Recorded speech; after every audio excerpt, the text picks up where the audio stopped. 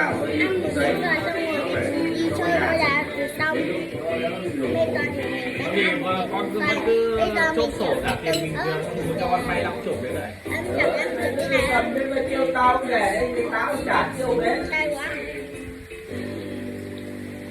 Chẳng cay ăn thì Tiền tơ thì con vẫn thanh toán thẻ bình thường. Ai không phải uống thì đó là bình thường. ăn mà ăn bình thường.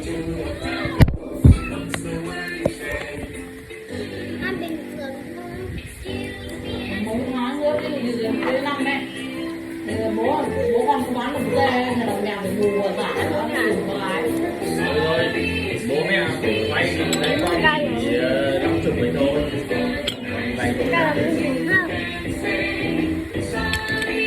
Cay qua bác uống dùng tao uống nó hơi được tâm. Để mình ăn rồi không nhà. Căng cá. Đây ở Sài Gòn, ở miền Nam. Cái lượng bánh bánh tát không ba. Căng cá mắt luôn. Vậy cơ là Nó báo giá ở miền Nam là có lời giá của cô trở lại. Đường lái đi mua bao nhiêu con nó không mua. bác cho tiền. Cho chả là mình ăn một cái nhỏ như này luôn. Nhọn bây giờ đẩy lên như này. Nhỏ như này. Nhọn tăng tinh như này, dê nó mình tăng. Cơ à?